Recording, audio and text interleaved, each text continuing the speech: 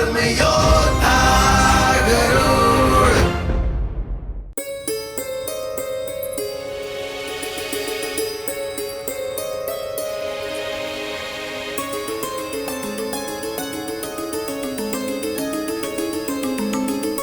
ये मेरे पुत्र गरुड़ के पंख हैं बाबा। उसके जन्म के बाद से जब जब ये गिरे मैंने संभाल कर रख लिए। ये मुझे अपने पुत्र की स्मृति दिलाते हैं। जब भी वो मुझसे दूर होता है ना, मैं इन्हें स्पर्श करती हूँ, अपने हृदय से लगाती हूँ। इससे मुझे लगता है कि वो मेरे निकट ही है, मुझसे दूर नहीं है वो।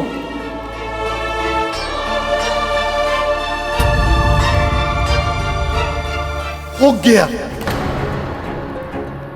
मैं भी भावुक हो गया ये कहानी सुन के।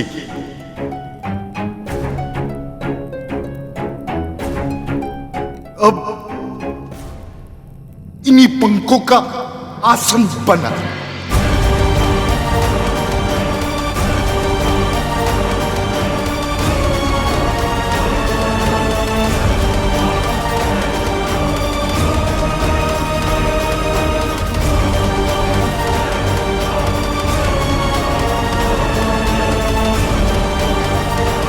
इसका आसन? और क्या करेगी गिरे हुए पंखों का? सर पे लगा के नाचेगी या हाथों में झुला झुला कर पंखा करेगी इससे?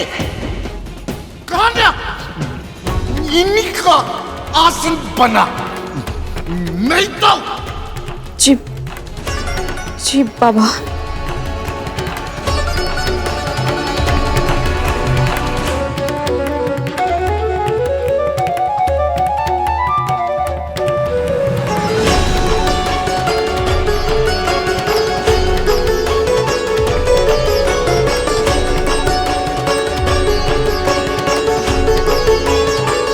पता नहीं इस समय कहाँ होगा गरुड़ और क्या कर रहा होगा।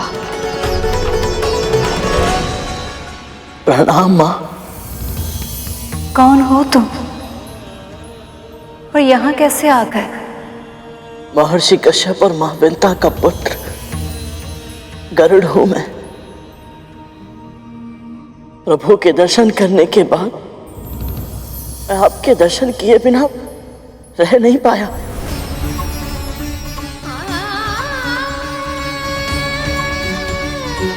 हाँ माँ। स्वामी के दर्शन के बाद तुम उनसे भेंट करके आए हो अभी? कैसे है मेरे स्वामी? हाँ, कैसे है?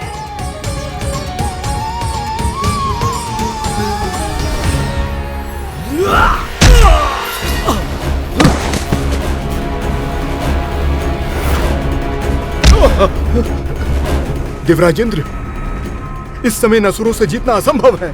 हाँ देवताओं, यदि अपने प्राण बचाने हैं तो भागो यहाँ से।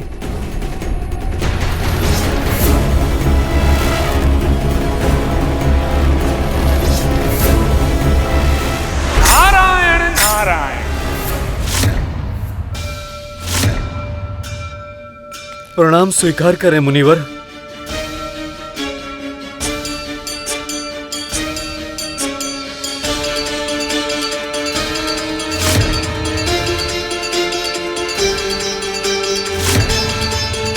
सेनापति वज्रांग, जो शांति दूत बनकर आए हैं उनका स्वागत आप इन शस्त्रों के साथ कर रहे हैं। संजीवनी विद्या के रूप में आप सबको अमरता का वरदान प्राप्त है, फिर भय किस बात का?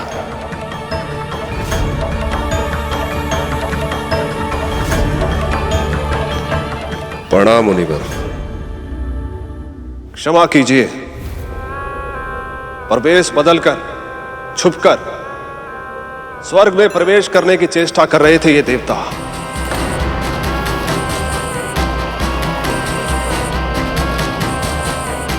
ऐसे में हम इन पर विश्वास कैसे करते हैं?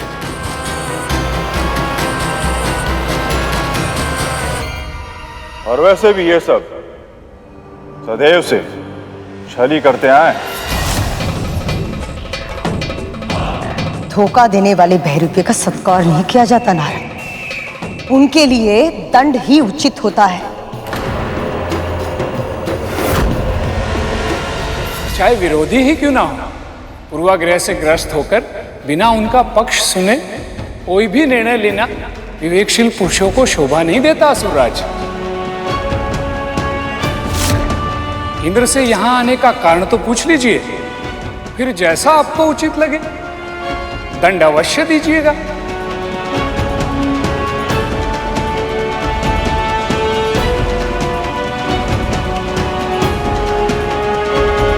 मैं आपके सुझाव की उपेक्षा नहीं करूंगा मुनिवर। केवल आपके कारण मैं इन देवताओं को स्वर्ग में फिर से आमंत्रित कर रहा हूं।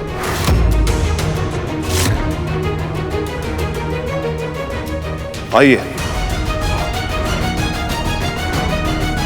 आइए देवगण।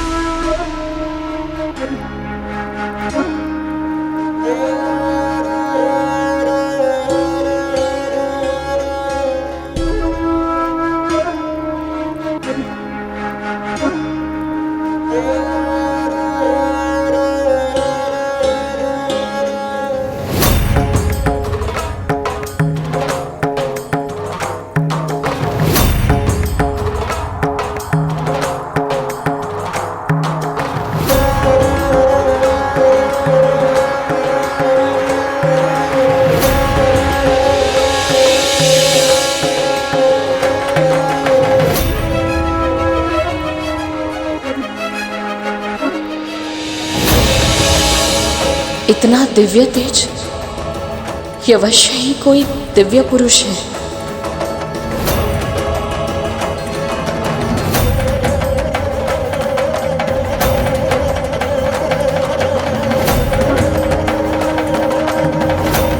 बाबा,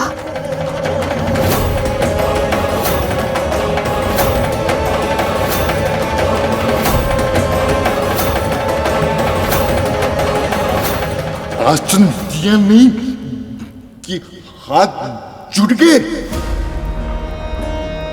चल ठीक है, मन में कोई इच्छा है तुम मांग, मैं पूरी करूंगा। बस आपका आशीर्वाद बना रहे बाबा, और कुछ नहीं चाहिए मुझे। अरे अपने लिए नहीं तो अपने इस पुत्र के लिए मांग ले, जिसकी कोमल परों को तू अपने हृदय से लगा के समय बिताती है, उसके लिए मांग मांग। अपने पुत्र के लिए भी आपके आशीर्वाद के अतिरिक्त और कुछ नहीं चाहिए मुझे। बस वो इतना श्रम करे, इतना योग्य बने कि उसकी जो भी इच्छा हो वो स्वयं अर्जित कर पाए। करेगा, खूब श्रम करेगा, अपनी सारी इच्छाएं स्वयं पूर्ण करेगा और उसे सब कुछ अर्जित होगा। किंतु मेरा श्वान तो स्वयं कुछ नहीं कर सकते। हमें भूखा मारेगी क्या? कुछ खाने के लिए लेके आ जा। क्षमा कीजिए बाबा, अभी लाई। जा।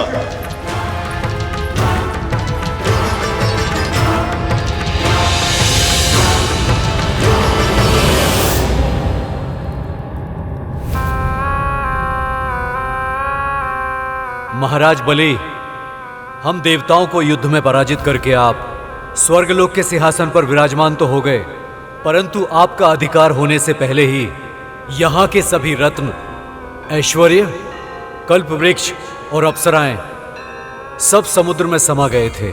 महर्षि दुर्वासा का अपमान जो आपने किया था उसे कौन नहीं जानता। उनके श्राप के कारण ही स्वर्ग मुझे इस अवस्था में मिला, और इस तथ्य का विष्णु जी के संदेश के साथ क्या संबंध है?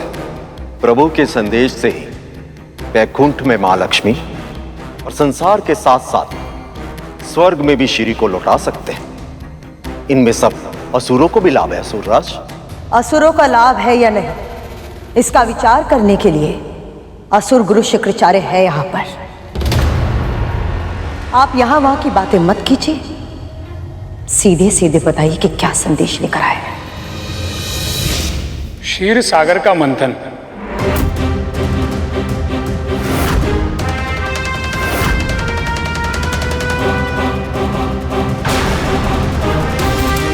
देवों और असुरों द्वारा क्षीर सागर को मथने से ही बहुमूल्य रत्नों का, ऐश्वर्य का और स्वयं श्री लक्ष्मी का आगमन फिर से इस संसार में हो सकता है।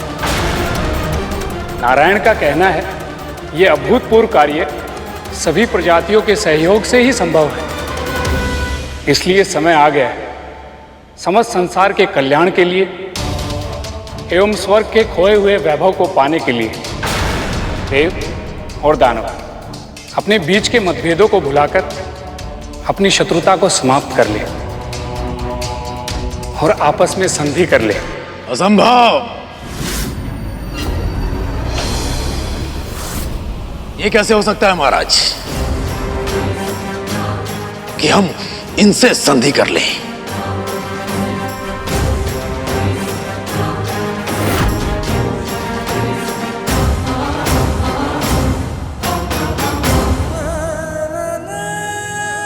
क्या हो गया? तुम रो क्यों रहे हो? बताओ, कैसे है मेरे नारायण? आप अच्छी तरह से जानती है कि आपके बिना प्रभु कैसे होंगे। माँ, प्रभु निढाल हो गए हैं, निस्तेज और निस्सहाय हो गए हैं वो। माँ, आपके बिना प्रभु संसार को संचालित नहीं कर सकते। ये सत्य है गरुड़। नारायण मेरे बिना कुछ नहीं है, बिल्कुल वैसे ही जैसे मैं उनके बिना कुछ नहीं। हम दोनों का अस्तित्व ही नहीं है एक दूसरे के बिना। पर माँ, ये कैसे? उठो गरुड़,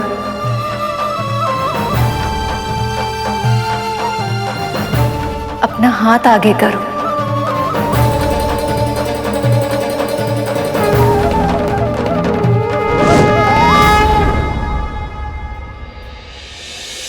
इसे तोड़ दो।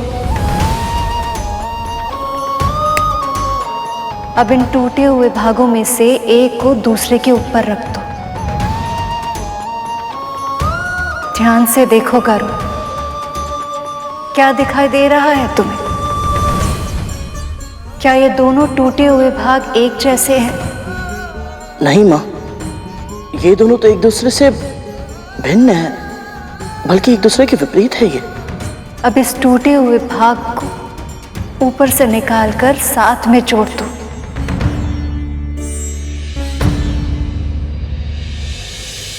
अब देखकर बताओ।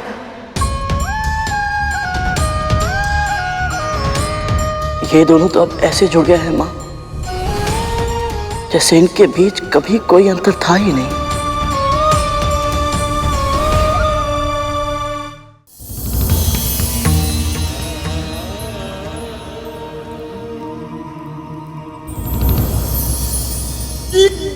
क्या है? अगर शाकाहारी भोजन ही खिलाना था तो मुझे यहाँ लेके क्यों आई? वही जंगल में छोड़ देती मरने के लिए। तो क्या आप मांसाहार? ये देख, मेरी निर्बल और रोगी काया के लिए अधिक पौष्टिक मांसाहारी भोजन की आवश्यकता है, जिससे मेरे शरीर में शक्ति आ जाए। तू ये शाकाहारी भोजन लाई। क्षमा कीजिएगा बाबा, मुझे नहीं पता था। और सत्य कहूं तो आपकी आयु देखकर मुझे लगा कि क्या लगा तुझे? पूरा असहाय है, कुछ भी रूखी सूखी दूंगी तो प्रसन्न हो जाएगा। मैं तुम जैसी स्त्री को अच्छे से जानता हूं, सब कुछ जानते हुए भी अनभिज्ञ होने का स्वांग रचती है। जा, मेरे श्वान को खाना खिला।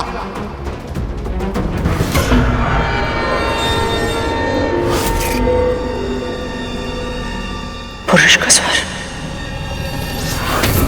गरुड़ तो यहाँ है नहीं, तो फिर विंता की कुटिया से किसी पुरुष का स्वर कैसे आ सकता है? क्या खिला इसे? जी जी बाबा।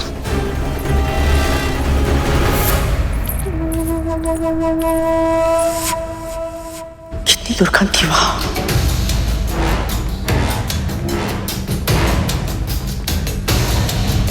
सुनो, तुम दोनों को मेरा एक कार्य करना होगा। तुम दोनों को विंता की कुटिया में जाना होगा और उन पर अपनी पहली दृष्टि रखनी होगी। सिर्फ इतना पता करो कि वहां आया कौन है। जी मां। जाओ।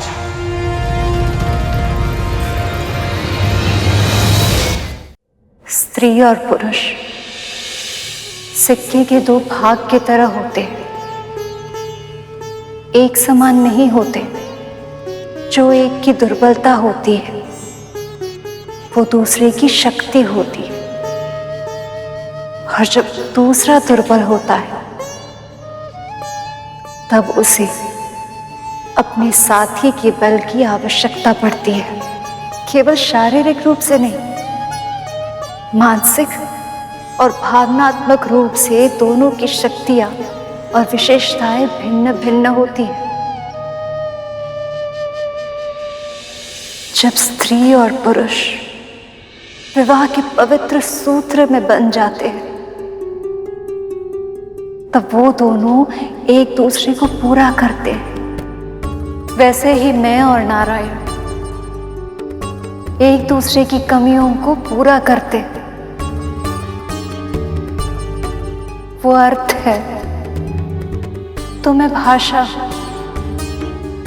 वो शास्त्र है तो मैं शस्त्र हूं, वो ज्ञान है तो मैं विवेक हूं, वो स्वभाव है तो मैं सूत्र हूं। हम दोनों एक दूसरे के बिना अपूर्ण हैं।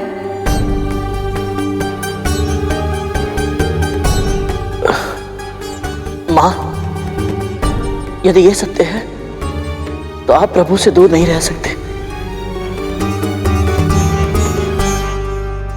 आप मेरी पीठ पर विराजमान हो जाइए मां।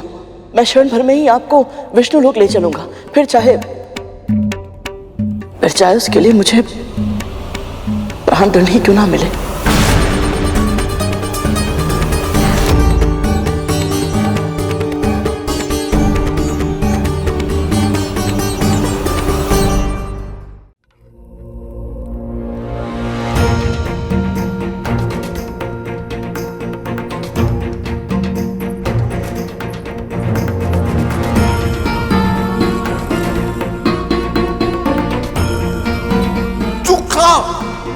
तू मेरा मित्र है, खा।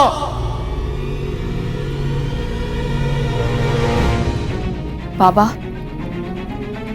मैं आपके लिए मांसाहार का प्रबंध कर दूंगी, पर अभी कुछ तो खा लीजिए।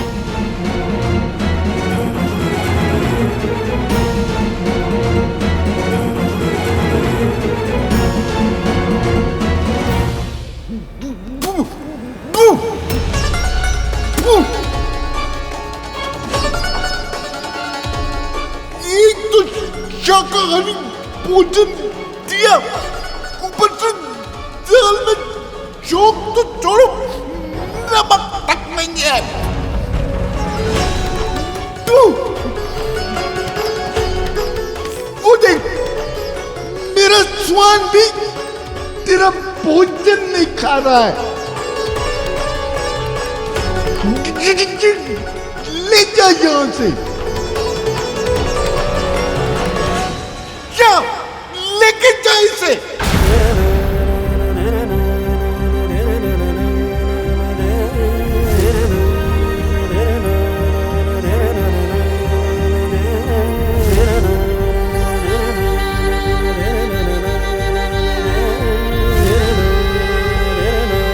भोजन स्वाधीन बना दिया?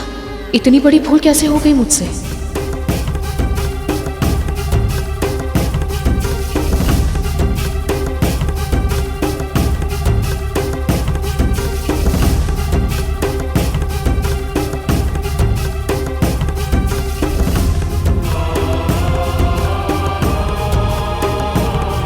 ये तो बिल्कुल ठीक है।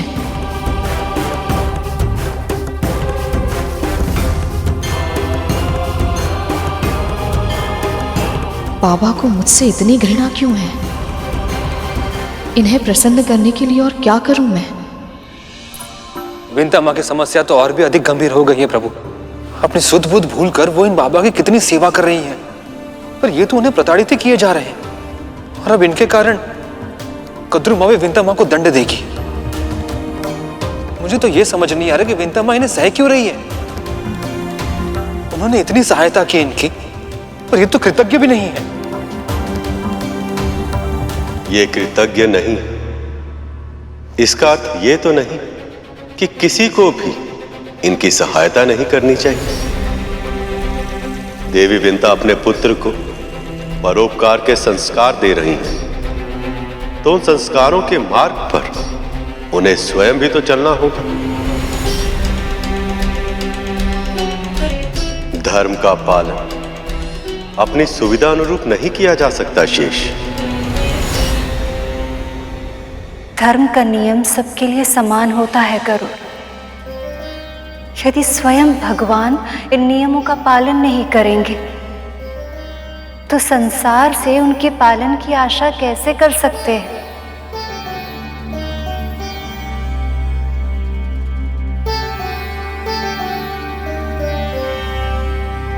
प्रभु ने भी यही कहा था मां।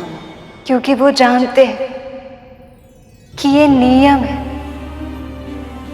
बिना पुरुषार्थ के लक्ष्मी किसी को नहीं मिलती। परंतु मां, स्वयं लक्ष्मीपति नारायण को भी नहीं।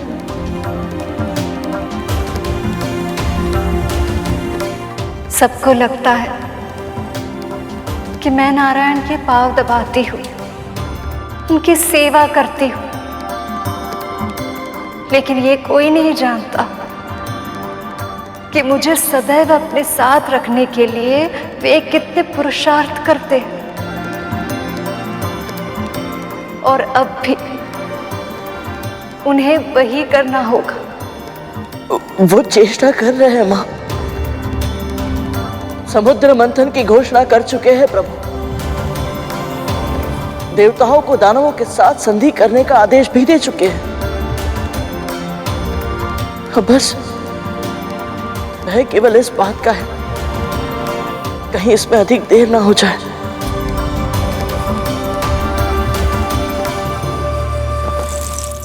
सत्य कह रहे हो तुम दोनों? हाँ माँ, हमने अपनी आंखों से देखा। गरुड़ के पंख से बने आसन पर बैठा था वो। माँ बुड्ढा है तो बहुत ही दुर्बल और दुर्गंध से एकदम भरपूर, पर विमाता विंता को बहुत यातनाएं दे रहा है। विमाता भी बहुत विचित्र है, सब कुछ चुपचाप सहे जा रही थी।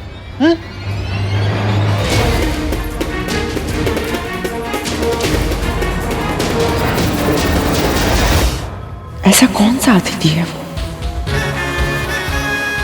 जिसके बारे में विंता ने मुझसे आज्ञा भी नहीं ली और सत्य भी छुपा लिया? क्षीर सागर का मंथन, ये कैसे संभव महर्षि? इतने विशाल सागर को मथने के लिए मथनी कहां से आएगी? और ऐसी रस्सी कहां से मिलेगी जो उस मथनी को बांध सके? इन प्रश्नों के उत्तर तो हमारे पास भी नहीं है। अभी प्रभु विष्णु ने केवल इतना आदेश दिया है कि हम सब यहां मिलकर संधि वार्ता करें। आप सब असुर और हम देवता मिलकर अन्य प्रजातियों को इकट्ठा करें। एक बार हम सब जुड़ जाएं, फिर उसके बाद किसको क्या कार्य करना है ये स्वयं प्रभु बताएंगे। जब हमें यह नहीं पता कि आपकी ये योजना पूरी कैसे होगी, तो हम इसके लिए सहमति कैसे दे दें?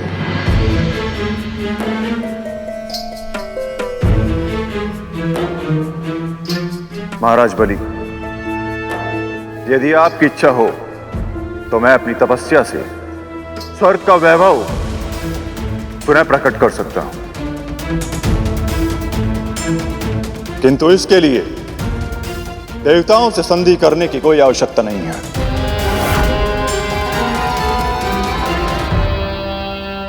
क्षीर सागर बहुत गहरा है गुरुदेव, और हमारे अतिथियों की भाव भंगिमाएं बता रही हैं अब तक जो कहा गया है उससे कहीं अधिक गहरा है इनका यहां आने का उद्देश्य। मुझे क्यों ऐसा लग रहा है कि केवल बहुमूल्य रत्न, ऐश्वर्य, अप्सराएं और श्री लक्ष्मी जी ही सागर से बाहर नहीं आएंगे। कुछ और भी छुपा है समुद्र के गर्भ में। नारायण नारायण, आप सही कह रहे हैं महाराज। समुद्र मंथन से एक ऐसी वस्तु प्रकट होगी जो किसी और उपाय से पाना असंभव है, और वो है अमृत। अमृत, अमृत।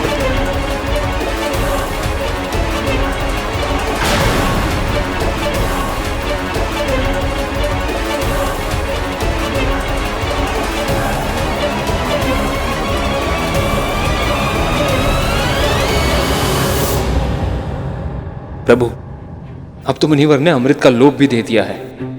अब तो असुरों को मंथन करना ही पड़ेगा। अमृत का लोभ असुरों को संधि करने के लिए उत्साहित तो कर सकता है, पर हो सकता है कि यह पर्याप्त ना हो। वो कैसे प्रभु? यदि एक बार असुरों ने समुद्र मंथन के इस विराट कार्य में भाग लेने का वचन दे दिया, तो इस कार्य में कितनी भी कठिनाइयां क्यों ना आ जाए, वे अपने वचन पर अंत तक दृढ़ रहेंगे। क्योंकि यदि यह मंथन बीच में रुक गया तो प्रलय भी आ सकती है। फिर देवी लक्ष्मी कभी लौटकर वापस नहीं आएंगी। सृष्टि का संतुलन पूरी तरह से बिगड़ जाएगा। और यदि ऐसा हुआ तो सब नष्ट हो जाएगा, सब।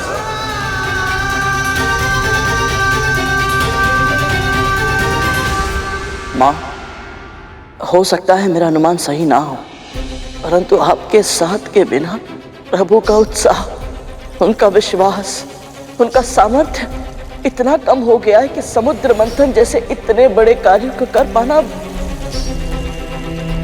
अब जाने संभव हो पाएगा या नहीं।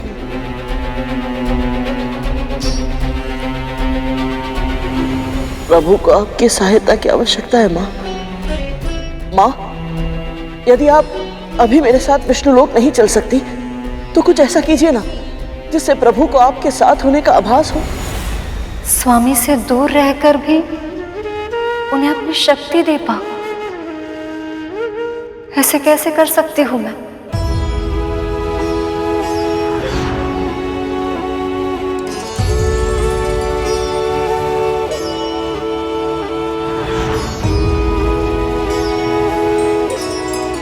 मेरी माँ मेरे तन से गिरे पंखों को सहज कर रखती है और मेरी अनुपस्थिति में उन्हें अपने हृदय से लगा लेती है ताकि उन्हें मेरे निकट होने का आभास हो। माँ, आपके पास भी कुछ ना कुछ अवश्य ही ऐसा होगा जिसे छूकर प्रभु को आपके निकट होने का अनुभव हो।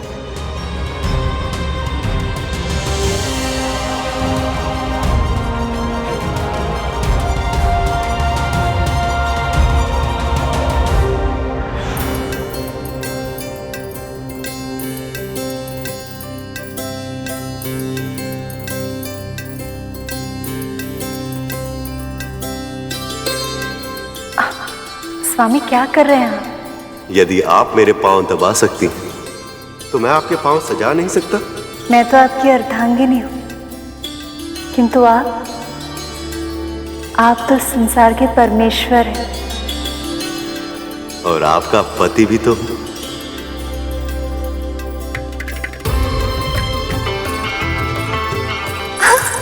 अरे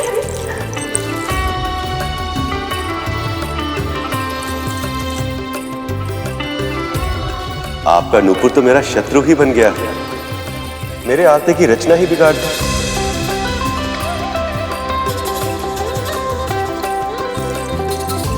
नहीं स्वामी, ये मेरे सुहाग का चिन्ह है। और आपका सुहाग मैं ही हूं। अवश्य, किंतु इसका ये अर्थ नहीं कि मैं इसे उतारने दूंगी आपको।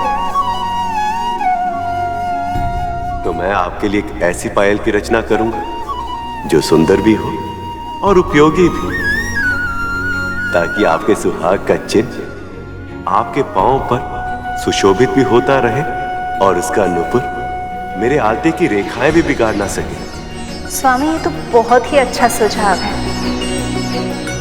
स्वामी, मैं तो कहती हूँ क्यों ना हम दोनों ही एक एक पायल की रचना करें। देख तो ले कि हम दोनों की सोच एक दूसरे के समान है भी या नहीं। अवश्य।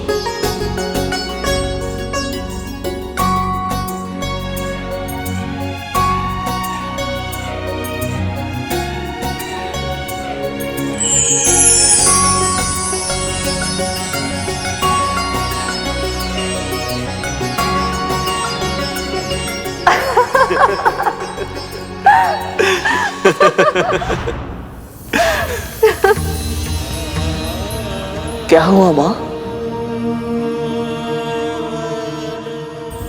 कुछ नहीं, बस ऐसे ही अतीत के हास परिहास की कई बातें पहले आंखों में अश्रु ले आती और फिर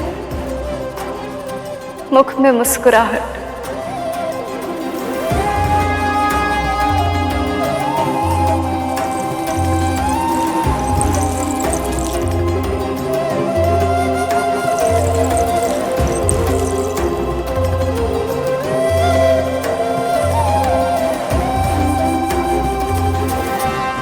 ये लो गरुड़।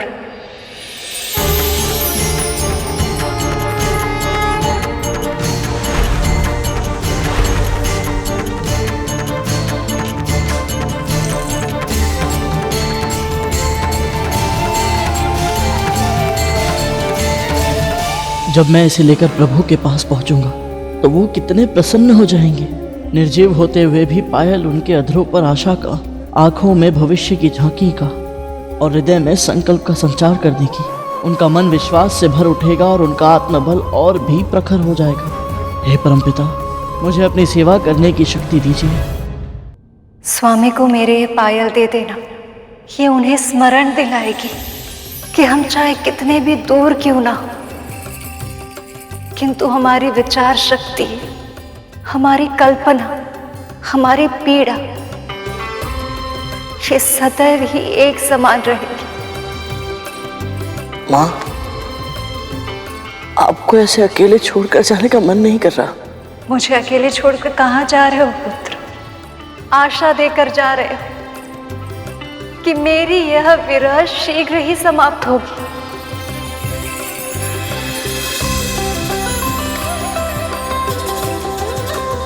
आज्ञा दीजिए माँ।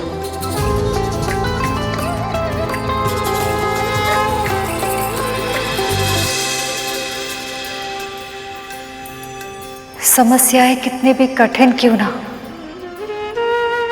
किंतु उसे सुलझाने के लिए पहल करने की तुम्हारी ये हट, तुम्हारी विशेषता है गरुड़। मेरा मन कह रहा है नारायण की योजनाओं में और भविष्य में होने वाले समुद्र मंथन में तुम्हारा बहुत ही महत्वपूर्ण योगदान रहेगा। इतनी ख्याति अर्जित करोगे कि तुम्हारी मां को तुम पर गर्व होगा।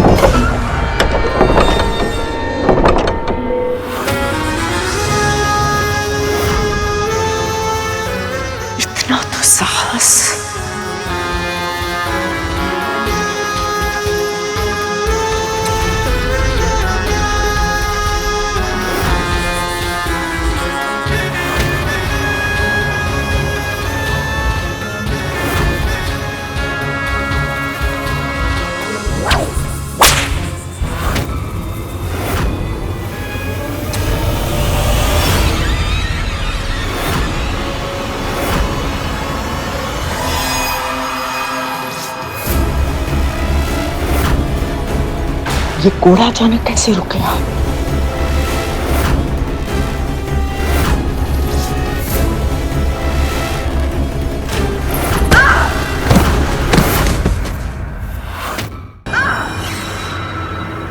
ये ध्वनि कैसी थी?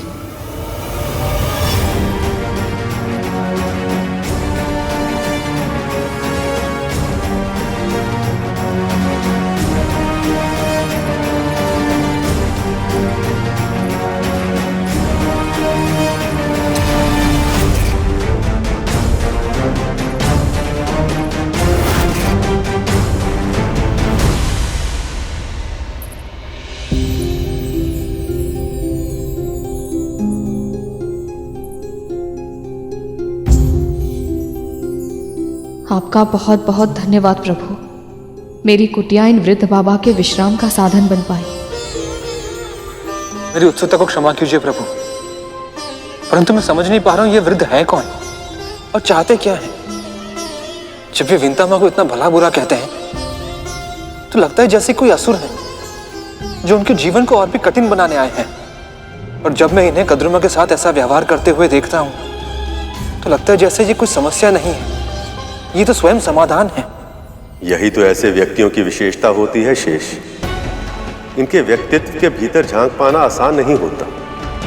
ये वो पारखी होते हैं जो श्रद्धा और धैर्य की असली परीक्षा लेते हैं। धैर्य की परीक्षा तो मेरी भी हो रही है प्रभु।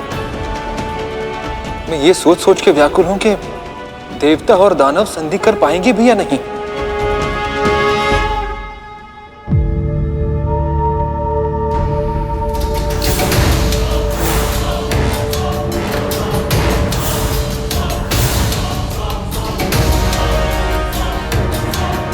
अमृत का लोभ इन असुरों की आंखों में स्पष्ट रूप से दिखाई दे रहा है देवराज इंद्र।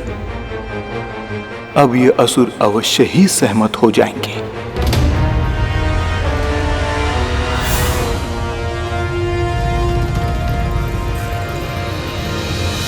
हम इससे सहमत नहीं हैं। हम इससे सहमत नहीं हैं। हम इससे सहमत नहीं हैं। ये क्या हो गया प्रभु? यदि असुरों ने देवताओं की सहायता नहीं की तो ये समुद्र मंथन नहीं हो पाएगा। और यदि ये मंथन नहीं हुआ तो क्या महालक्ष्मी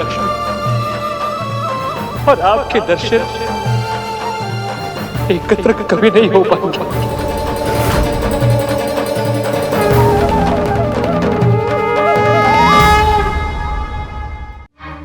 गुरुदेव, देवता हमें अमृत का लोभ दे रहे हैं। महाराज बलि, इनके लोभ के जाल में मत फंसिए। ये देवता हमारे पास इसलिए आए हैं क्योंकि इन्हें समुद्र मंथन के लिए असुरों की अपार शक्ति की आवश्यकता है। किंतु जब समय आएगा तो अमृत की एक बूंद भी असुरों को नहीं मिलेगी। ऐसा नहीं होगा महर्षि। समुद्र मंथन के शुभ कार्य में जो भी प्रजातियां भाग लेंगी उन सबके बीच में समुद्र के गर्भ में जो चीज भी प्रकट होगी वो सब बराबर मात्रा में बांटी जाएगी।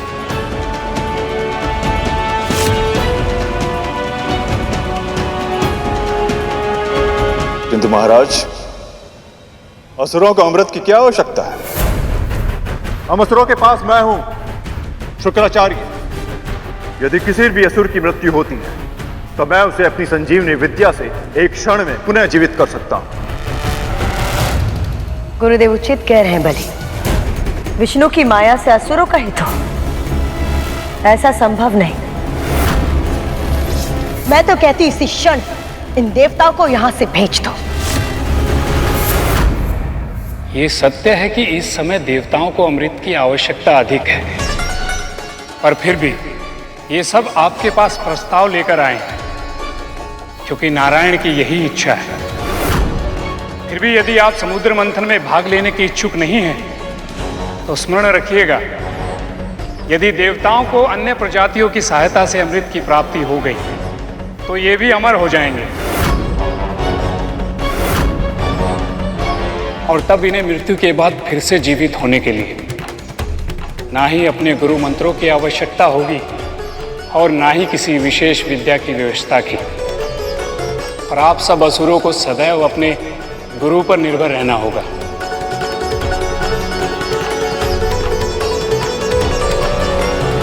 विचार कीजिए असुरराज, तब क्या होगा जब गुरु शुक्राचार्य आपके निकट नहीं होंगे, जब ये कहीं तपस्या के लिए दूर निकल जाएं और कोई पक्षी गजासुर और सिंह मुखम जैसे विकट असुरों को जीवित ही निकल जाए।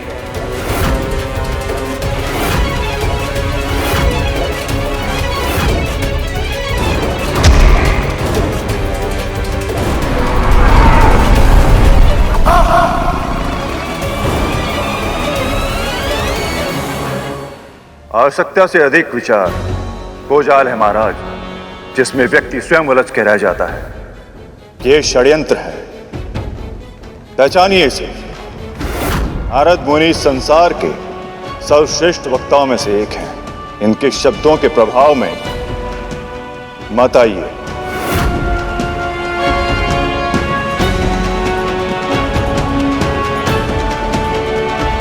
क्षमा कीजिए गुरुदेव,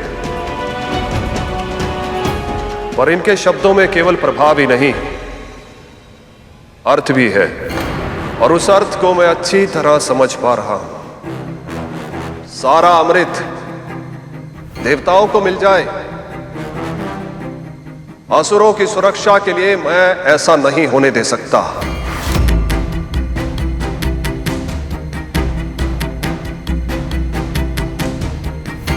यदि समुद्र मंथन ही एकमात्र उपाय है जिसके माध्यम से असुरों को अमृत का अंश मिल सकता है, तो यही सही है।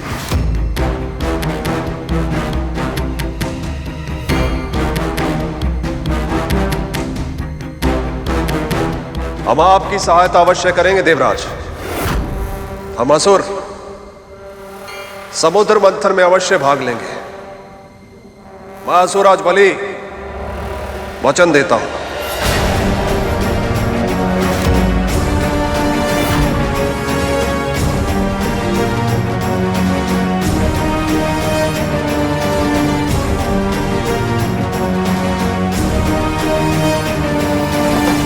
तो मैं देवराज इंद्र भी आपको वचन देता हूं असुरराज, कि जब तक ये शुभ कार्य संपन्न नहीं हो जाता, तब तक हम सारे देव अपने मन में असुरों के लिए कोई भी द्वेष नहीं रखेंगे और आप सबको पूर्ण सहयोग भी प्रदान करेंगे।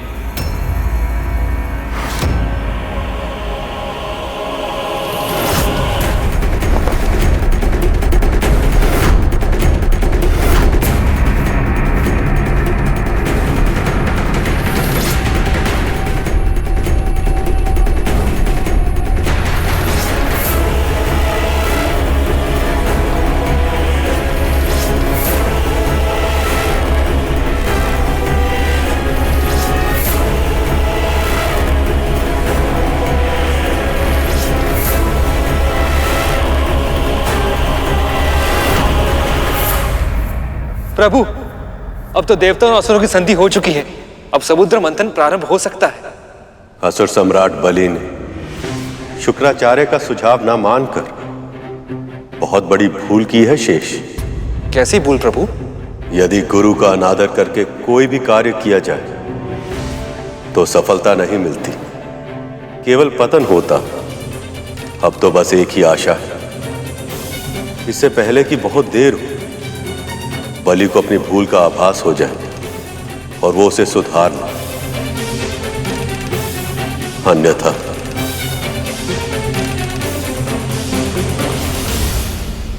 अभी तक तो मां ने उस बुढ़े को चाबुक मार मार कर भागने पर विवश कर दिया होगा।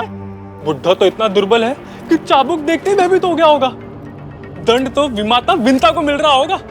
चाबुक की मार की कल्पना कर तक तू सट सट सट। गरुड़ जहां कहीं भी होगा, अपनी माँ की चित्कार सुनकर कितना तड़प रहा होगा। माँ माँ माँ माँ।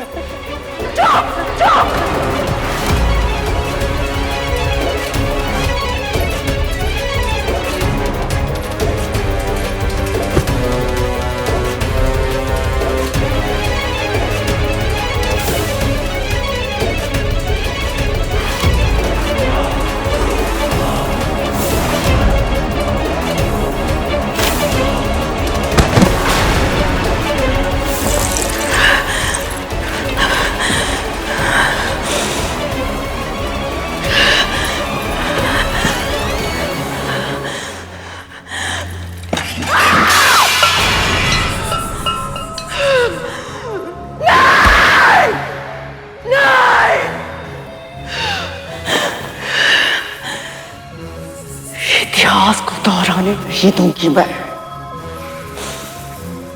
विंता फिर से मुझे मूर्ख बना दे और मैं देखती रह जाऊं। नहीं, अब ऐसा नहीं होगा, बिल्कुल भी नहीं। भले ही तुमने मुझसे छुपाया है कि वो पूरा कौन है, मैं जान कर रहूंगी वो क्या कर रहा है। प्रभु, अब जब संधि हो गई है तो आपकी योजना का अगला पड़ाव क्या होगा? गरुड़? गरुड़ कहाँ है? जी प्रभु, वो... क्या छुपा रहे हो तुम शेष? क्षमा कीजिए प्रभु, मैंने उसे मना भी किया था, परंतु वो ठान चुका था। क्या करने से मना किया था शेष? और गरुड़ कहाँ है?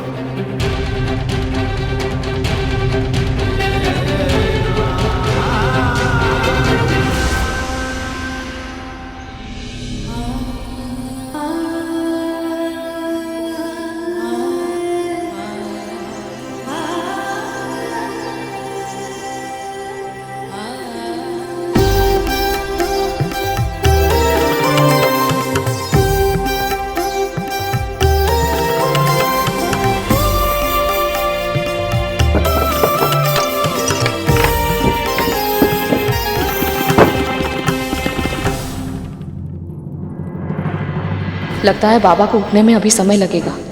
तब तक मैं महल के सारे कार्य समाप्त कर लेती हूँ। फिर उनके लिए चंदन और पुष्पों का लेप बना दूंगी ताकि उनके तन से आने वाली गंध थोड़ी कम हो जाए।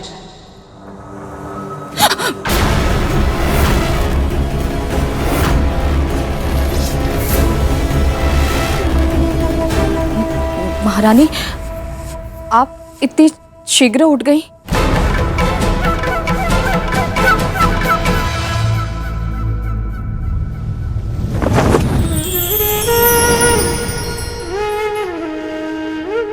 गरुड़, कहाँ गए थे तुम? क्षमा कीजिए प्रभु, मैंने आपकी इच्छा के विपरीत कार्य किया है, परंतु मुझे करना पड़ा प्रभु। ऐसे कष्ट की अवस्था में देख नहीं पाया और मैंने... क्या क्या किया है तुमने गरुड़? मैं माता लक्ष्मी के दर्शन करने गया था। अभी उन्हीं से भेंट करके आ रहा हूं।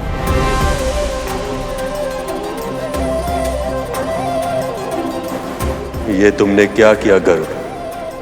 क्यों तोड़े तुमने मेरे बनाए हुए नियम? क्यों गए तुम देवी लक्ष्मी से भेंट करने? क्या सोचा था तुमने कि ये सब सुनकर मुझे प्रसन्नता होगी? तुम्हें पता कि विरह की सबसे अधिक पीड़ा कब होती? जब प्रिय और प्रेम एक दूसरे से दूर हो रहे हो, तब नहीं। जब दोनों एक दूसरे से दूर रहने के लिए विवश हो, तब भी नहीं। विरह की पीड़ा असहनीय तब होती जब विरह की समय सीमा समाप्त होने के बाद मिलन के लिए दोनों एक दूसरे के पास लौट रहे, जब पग आगे नहीं बढ़ पाते और हृदय और भी तीव्र गति से धड़कने लगता। गरुड़, अभी तो केवल देवों और दानवों के बीच में संधि हुई। समुद्र मंथन के लिए कितना कुछ करना शेष है, न जाने उस सब में कितना समय लग जाएगा। और तुमने अभी से देवी लक्ष्मी को सूचित कर दिया, उनकी आशाएं कितनी बढ़ चुकी होंगी। उन्होंने शीघ्र ही वैकुंठ लौटने का स्वप्न संजो लिया होगा। ऐसे में यदि किसी भी कारण से मैं अपने लक्ष्य में असफल रहा, तो इनका हृदय चकनाचूर हो जाएगा। तब मैं क्या करूंगा गरुड़? कैसे संभालूंगा मैं स्वयं को? तुम्हें आभास भी है तुमने कितनी बड़ी मूर्खता की है गरुड़। हाँ भैया, मैं जानता हूं मैंने बहुत बड़ी मूर्खता की है, पर यदि मेरी इस मूर्खता से मैंने अपने परम पिता का संदेश मां तक और मां का संदेश परम पिता तक पहुंचा पाया, मैं ये मूर्खता बार बार करूंगा। लक्ष्मी का संदेश?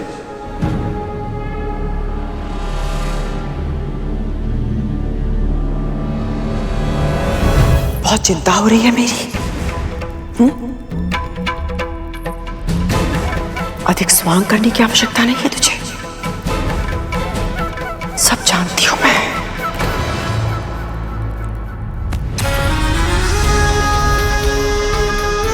तुझे क्या लगता है तू मेरे विरुद्ध षड्यंत्र करेगी, मेरे विरुद्ध योजना बनाएगी? योजना? षड्यंत्र? ये आप क्या कह रही हैं महारानी? कौन है वो? कौन है वो मायावी जिसे तूने अपनी कुटिया के अंदर छुपा के रखा है?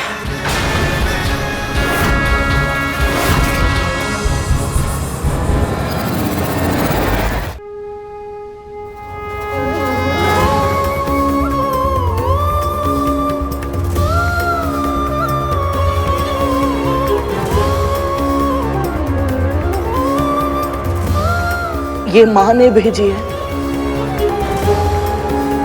आपके लिए।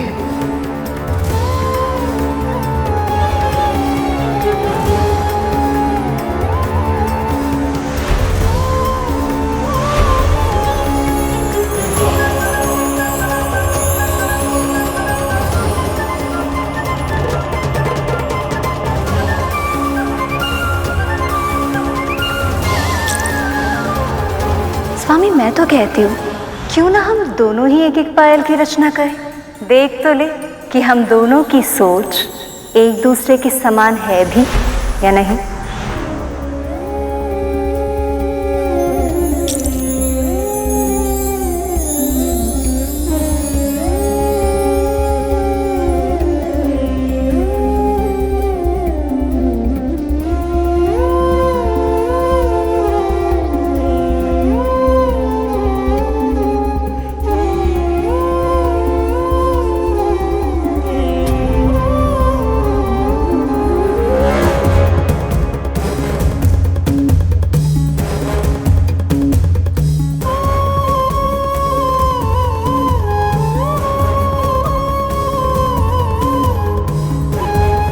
इस पायल को हृदय से लगाकर लग रहा है जैसे हमारे प्राण लौट आए हैं, स्वयं देवी लक्ष्मी लौट आई हैं।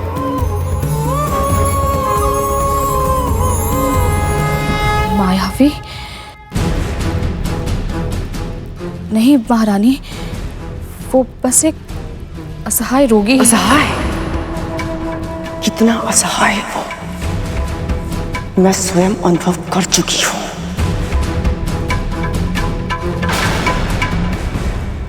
तूने साहस भी कैसे किया?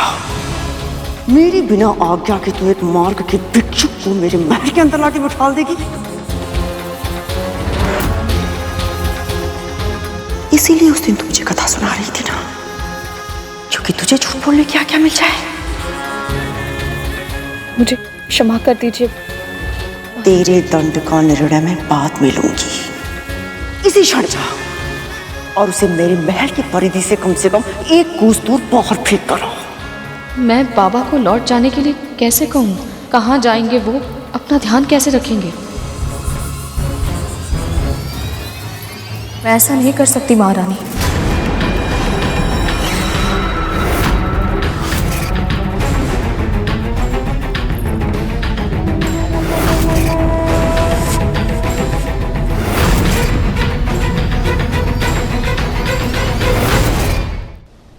गरुड़, मुझे यह विश्वास नहीं हो रहा है कि तुमने ऐसा दुस्साहसी कार्य किया है। मैंने तो कुछ नहीं किया है प्रभु। परंतु पायल तो तुम ही लाए हो घर में।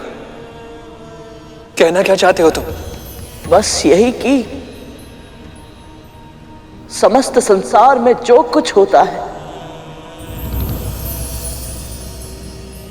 प्रभु की इच्छा से ही होता है।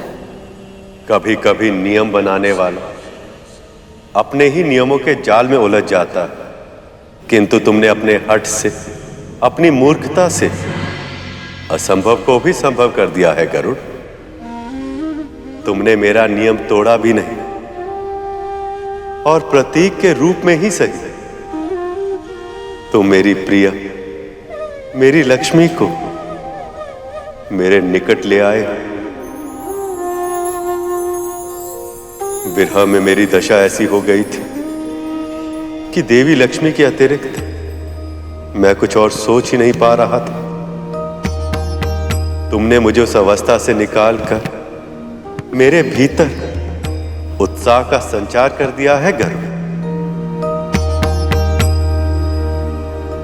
अब मैं वो भविष्य देख पा रहा हूं जिसमें शीघ्र ही वे मेरे साथ होंगे, मेरे निकट होंगे। प्रेम के इस छोटे से संदेश ने मुझ में इतनी प्रसन्नता, इतनी ऊर्जा भर दी है कि अचानक ही सब कुछ संभव लगने लगा है मुझे। सत्य तो यही कि आशा की वास्तविक आवश्यकता हमें ही थी और देवी लक्ष्मी से मिलकर वह आशा तुमने हमें दी है गर्व। मैं तो केवल माध्यम हूं प्रभु, ये लीला तो आप दोनों की ही है। ये सब हमारी लीला है, ये कहकर तुम बच नहीं सकते। सत्य तो यही कि तुमने हमारी इच्छा के विरुद्ध कार्य किया और इसका दंड अब तुम्हें भोगना ही होगा।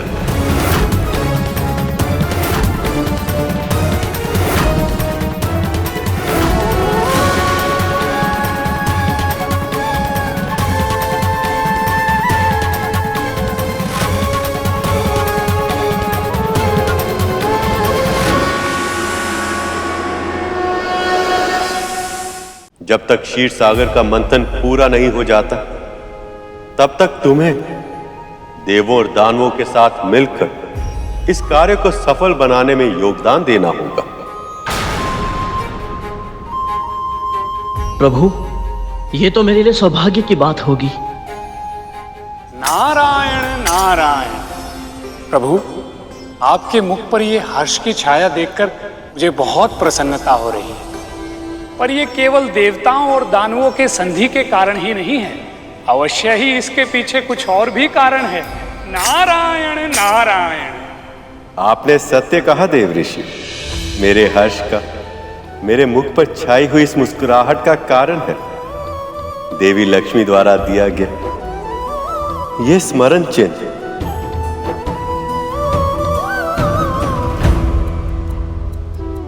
कौन कल्पना कर सकता है कि वियोग में अपनी प्रिया द्वारा दी गई ये पायल जैसी छोटी वस्तु भी अपने प्रेमी के हृदय को इतने उत्साह, इतनी आशा से भर सकती है।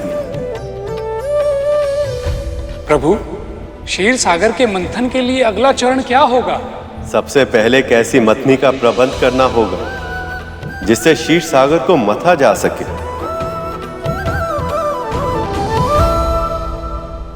पर प्रभु, इस कार्य के लिए तो बहुत ही विशाल और शक्तिशाली मथनी की आवश्यकता होगी, परंतु ऐसी मथनी मिलेगी कहां?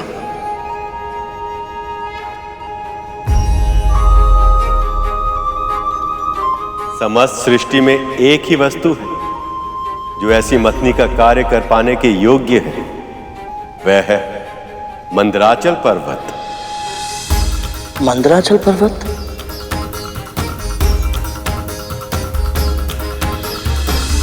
मंदराचल पर्वत बहुत ही विशाल है, साथ ही साथ सीधा, मोटा, गोलाकार और बहुत तेजवान भी है। क्षीर सागर को मथने के लिए इससे अच्छी मथनी मिलना असंभव है। तब तो हमें इसी क्षण उन्हें यहाँ ले आना चाहिए मुनिवर। जितनी शीघ्र मंथनी का प्रबंध होगा उतनी ही शीघ्र मंथन प्रारंभ होगा। देव ऋषि, समुद्र मंथन के लिए देवों और दानवों दोनों को एक पूरा का पूरा पर्वत उठाना पड़ेगा, पर यह कार्य इतना आसान नहीं। इसलिए आप पूरे समय उनके साथ रहिएगा ताकि दोनों ही पक्षों में कोई भी संधि के नियमों का उल्लंघन ना कर पाए। वैसे भी शुक्राचार्य संधि से तनिक भी प्रसन्न नहीं है, इसलिए मैं नहीं चाहता कि मंथन पूरा होने से पहले उन्हें संधि तोड़ने का एक भी अवसर मिले। जो आज्ञा प्रभु। एक बात और नारद, आप गरुड़ को भी अपने साथ ले जाइए।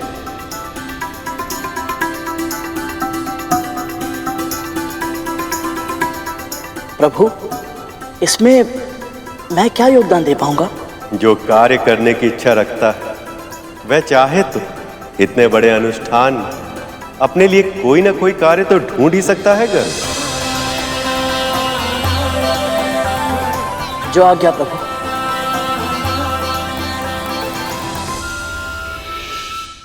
क्या कहा तूने? अतिथि देवो भवः, ये तो आप भी जानती हैं ना। वो बाबा चाहे जो भी हो, जैसे भी हो, केवल मेरे ही नहीं आपके भी अतिथि हैं और उनका अनादर करना उचित नहीं है। क्या उचित है और क्या अनुचित, ये तू बताएगी मुझे। तू जो षड्यंत्र कर रही है ना, तो सब जानती हूं मैं विंता। मुझसे ही झूठ बोलकर इतनी चालाकी से उसे मेरे महल के प्रांगण में तूने आमंत्रित कर लिया, और अब मुझे क्या आना? मैंने आपसे असत्य कहा, उसके लिए मुझे क्षमा कर दीजिए। आपको जो दंड देना है मुझे दे दीजिए, पर बाबा को मेरी कुटिया से मत निकालिए। कौन है वो? तेरा संबंध ही क्या है उनके साथ? केवल मानवता का संबंध है। वो कौन है, कहां से आए हैं, मैं नहीं जानती। बस उन्हें इस हाल में देखकर मुझे उन पर दया आ गई। और जो दूसरों की दया पर जीवित रहते हैं ना, उन्हें किसी और पर दया करने का अधिकार नहीं होता है।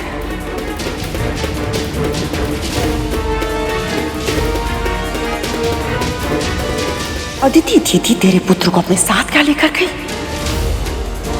तो परेशानी भूल गई। दासी है तू मेरी।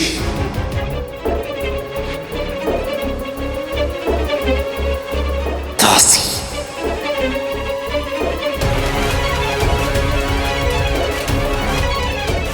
स्मरण है मुझे, और मेरे पुत्र को भी ये स्मरण है, पर उन बाबा को जाने के लिए नहीं कह सकती मैं।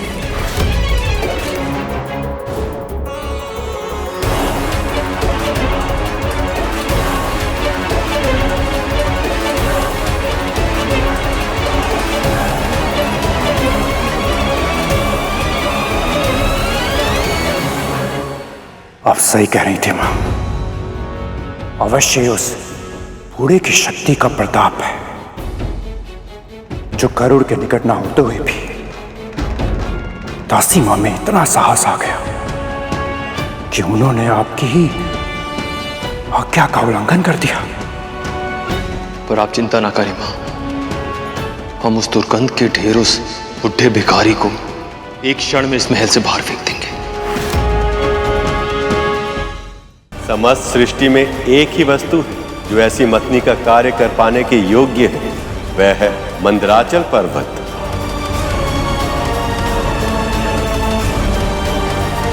ये दास यहाँ पे क्या कर रहा है? यहाँ जो भी उपस्थित है प्रभु विष्णु की इच्छा से उपस्थित है, और उनकी इच्छा पर प्रश्न करने का अधिकार किसी को भी नहीं है।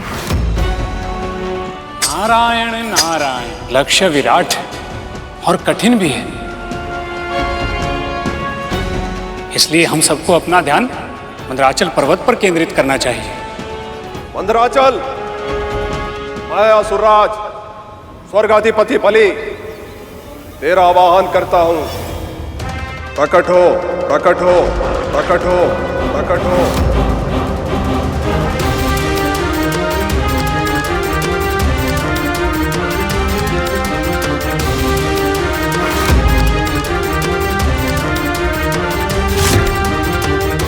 मैं देवराज इंद्र तुम्हें प्रकट होने का आदेश देता हूं मंदराचल। आदेश का अविलंब पालन हो, आदेश का अविलंब पालन हो, आदेश का अविलंब पालन हो।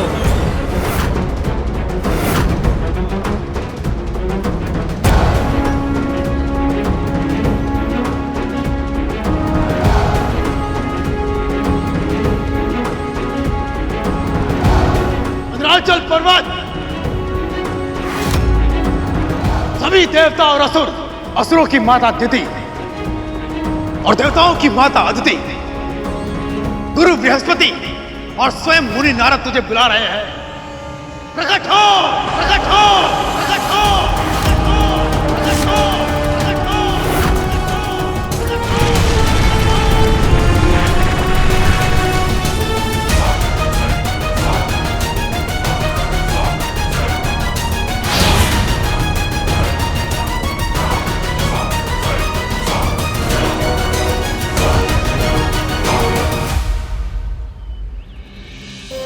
मेरा प्रणाम स्वीकार करें।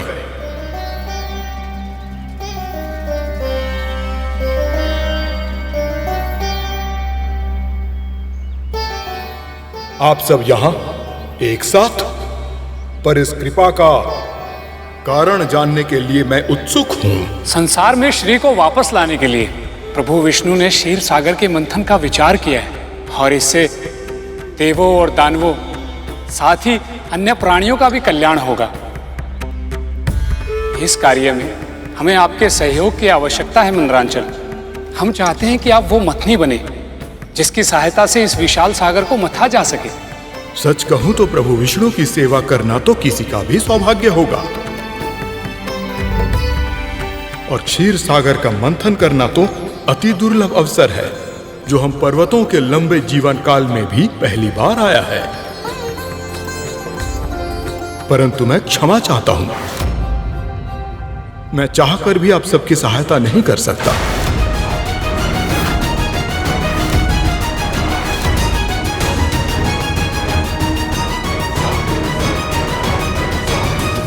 क्या मैं जान सकता हूं आप इस महत्वपूर्ण घटना में अपना योगदान क्यों नहीं देना चाहते? मैं अपना योगदान देना चाहता हूं, परंतु चाहकर भी ऐसा नहीं कर सकता, क्योंकि अब पहले की तरह मेरे पंख नहीं हैं और बिना पंखों के मैं अचल हो गया हूं, कहीं आने जाने में असमर्थ हूं और एक ही स्थान पर रहने के लिए विवश हूं। तो क्या पर्वतों के भी पंख हुआ करते थे? हाँ गुरु, ये बहुत समय पहले की बात है। केवल मंदराचल पर्वत ही नहीं, सभी पर्वतों के पंख हुआ करते थे, और जहां उनका मन चाहता वो वहां उड़ जाते थे। वो कहीं भी आने जाने के लिए स्वतंत्र थे, पर इतने भारी भरकम पर्वतों के अचानक उड़ान भरने से न केवल उन पर उगे हुए वृक्ष और भारी भारी शिलाएं टूटकर नीचे गिर जाती थी, अपितु उन पर्वतों की कंदराओं में रहने वाले साधु संतों की तपस्याएं भी भंग हो जाती थी। इतना ही नहीं, वो फिर से भूमि पर जब लौटते तो भयानक विनाश जन्म लेता, और उनके नीचे हर सजीव और निर्जीव वस्तु दबकर पूरी तरह नष्ट हो जाती थी। प्राणियों का बिना भय के जी पाना असंभव हो गया था। पृथ्वीवासियों का एक कष्ट देखकर स्वर्गाधिपति इंद्र से रहा नहीं गया, और उन्होंने सभी पर्वतों के पंख काट दिए। तब जो जहां गिरा सदैव के लिए वहीं स्थापित हो गया। इंद्र के उस असावधानी पूर्वक लिए गए निर्णय के कारण अब मथनी का प्रबंध नहीं हो पाएगा।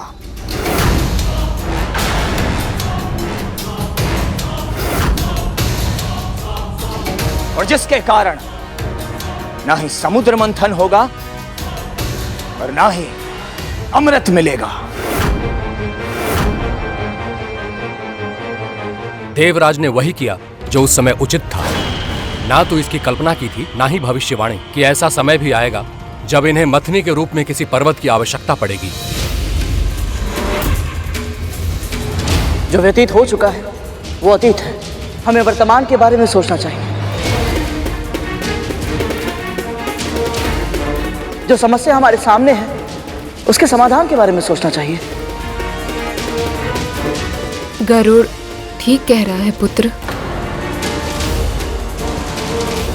हे मंदराचल पर्वत, क्या कोई उपाय है जिसकी सहायता से आपको क्षीरसागर तक ले जाया जा सके?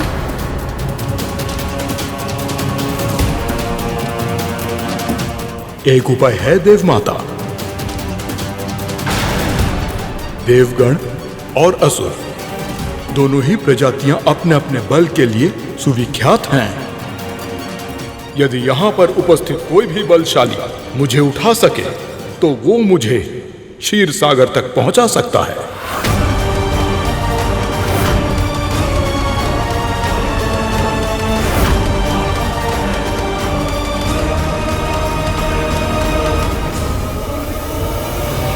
क्या ये संभव है प्रभु? चाहे वो कोई भी प्राणी हो, मानव, दानव या देवता ही क्यों ना हो, पूरा का पूरा पर्वत वो कैसे उठा सकता है? मंदराचल को उठाना तो केवल एक प्रतीक है शेष।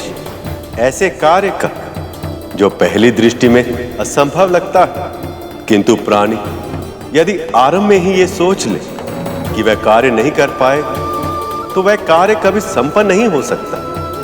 किंतु यदि प्राणी अपने ऊपर और परमपिता परमेश्वर अर्थात मुझ पर विश्वास बनाए रखे तो पर्वतों को वह सहज ही उठा सकता है। ये शक्ति की परीक्षा नहीं, भक्ति की परीक्षा है शेष। अद्भुत प्रभु, अद्भुत है आपकी लीला। अब तो मैं ये जानने के लिए और भी आतुर हो गया कि आगे क्या होगा। असंभव है, अवश्य ही विष्णु का षड्यंत्र है। हमारी दृष्टि में हमें दुर्बल सिद्ध करके हम असुरों का मनोबल कम करना चाहता है ये। प्रभु विष्णु तो मां लक्ष्मी के वियोग में वैसे ही व्याकुल है, भला वो ऐसा कैसे कर सकते हैं? सभी को कोई ना कोई कार्य असंभव लगता है और वो तब तक असंभव होता है जब तक कोई और उसे कर ना ले। मुझे विश्वास है महाराजा बलि मुझसे सहमत होंगे, क्योंकि कुछ ही समय पहले तक लगता था कि मृत प्राणियों को जीवित करना असंभव है, और फिर गुरु शुक्राचार्य ने संजीवनी विद्या की सिद्धि प्राप्त कर ली और सब कुछ बदल गया। नारद मुनि सही कह रहे मां। जब तक आपका आशीर्वाद हमारे साथ है, ऐसा कौन सा कार्य है जो असंभव है, जो हम असुर संभव नहीं बना सकते? यदि असुर नहीं कर पाए तो हम देवता अवश्य कर लेंगे।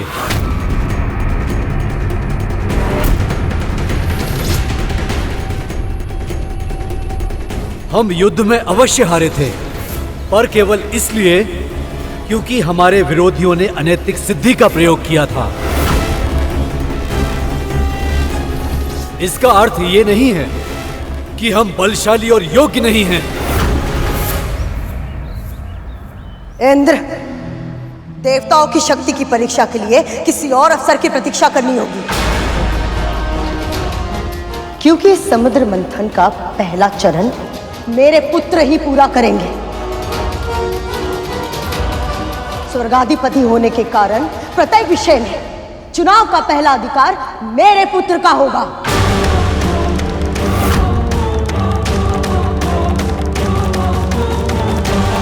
इतना बड़ा लक्ष्य सामने है, पर उस पर ध्यान केंद्रित करने के स्थान पर ये सब आपस में झगड़ा क्यों कर रहे हैं? अवश्य।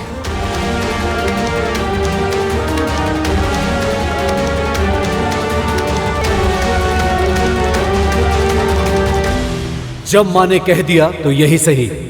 असुर जाएं और हो सके तो इस पर्वत को अवश्य उठा लें।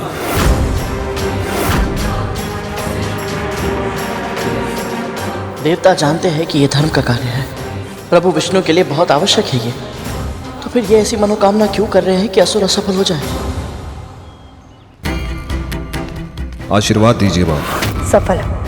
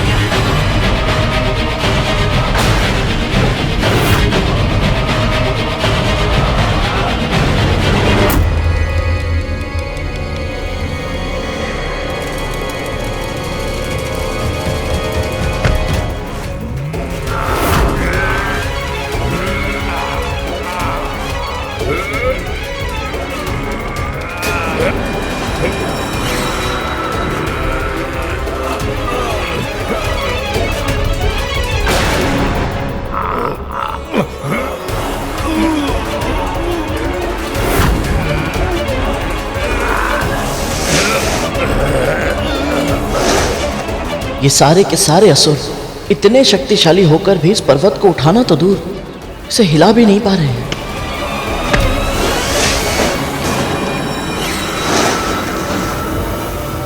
जब थक जाएं तो बता दीजिएगा असुरराज, हम स्वयं उठा लेंगे इस पर्वत को। जब थक जाएं तो बता दीजिएगा असुरराज, हम स्वयं उठा लेंगे इस पर्वत को।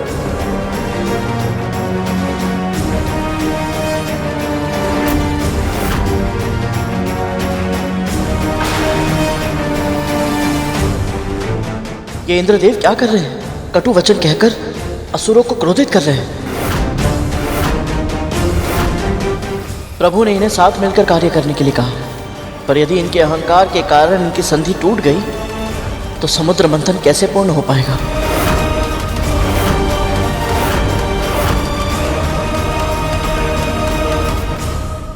पक्षीराज गरुड़ के साहस भरे कारनामे देखने के लिए चैनल को सब्सक्राइब करें और साथ ही बेल आइकॉन दबाना न भूलें।